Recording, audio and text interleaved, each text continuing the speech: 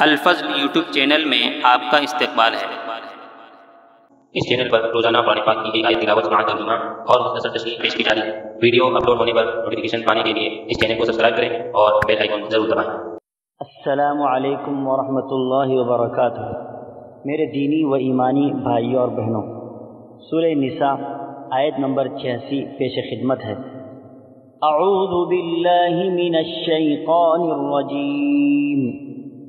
وَإِذَا حُيِّيتُم بِتَحِيَّةٍ فَحَيُّوا بِأَحْسَنَ مِنْهَا أَوْ رُدُّوهَا إِنَّ اللَّهَ كَانَ عَلَى كُلِّ شَيْءٍ حَسِيبًا۔ اور جب تمہیں سلام کیا جائے تو تم اس سے اچھا جواب دو یا انہی الفاظ کو لوٹا دو، بے شک اللہ تعالیٰ ہر چیز کا حساب لینے والا ہے۔ حضرات، اسلام سے قبل عرب حضرات جب ایک دوسرے سے ملتے تھے تو ان کی عادت تھی کہ ان کو سلام کرتے تھے۔ الفاظ الگ طرح کے تھے، دعائیہ کلمات یا پیار و محبت کے الفاظ ہی تھی، مگر بعد میں اسلام نے ان کے تمام الفاظ کو ختم کر کے السلام علیکم کا طریقہ جاری کیا، جس کے معنی ہیں تم ہر تکلیف اور رنج و مصیبت سے سلامتی کے ساتھ رہو۔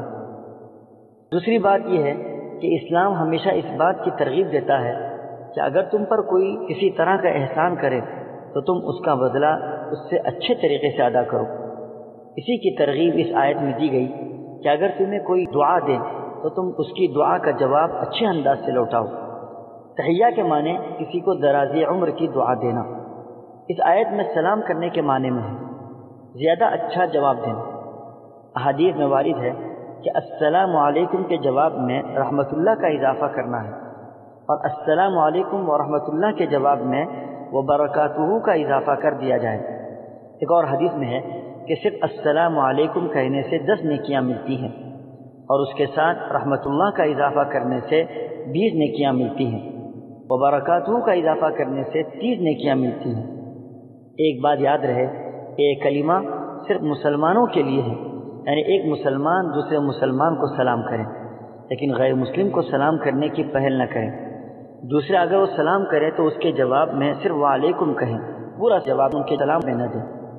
آیت کے آخری حصے میں فرمایا گیا کہ ان اللہ کان علی کل شیء حسیبا، یعنی اللہ تعالیٰ ہر چیز کا حساب لینے والا ہے، وہ ہر چیز پر قادر ہے۔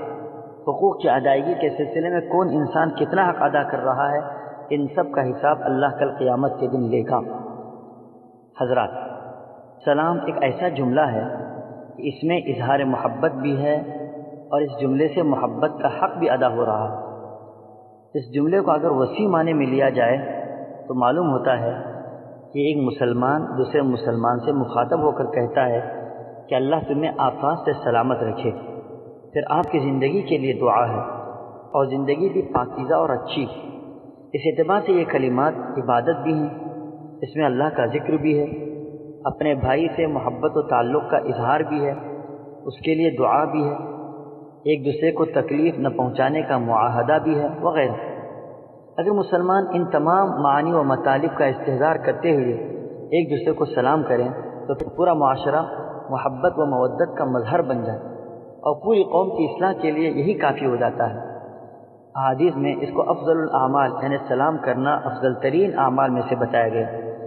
ایک طویل حدیث کے آخری جملے میں اللہ کے نبی صلی اللہ تعالیٰ علیہ وسلم نے ارشاد فرمایا کہ میں تم کو ایسی چیز بتاتا ہوں کہ اگر تم اس پر عمل کرو گے تو تمہارے آپس میں محبت قائم ہو جائے گی۔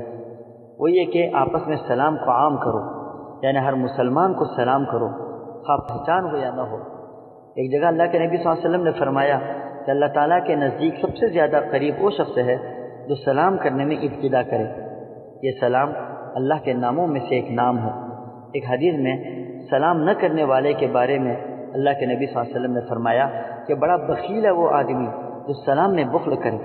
اس کے علاوہ اور کئی احادیث ملتی ہیں جس سے معلوم ہوتا ہے کہ سلام کی بہت بڑی اہمیت ہے اور اسلام کے اندر اس کا ایک بہت بڑا مقام ہے۔ اللہ تعالی ہم سبوں کو سلام کی اہمیت سمجھنے کی توفیق عطا فرمائے، آمین۔ وآخر دعوانا ان الحمد للہ رب العالمین۔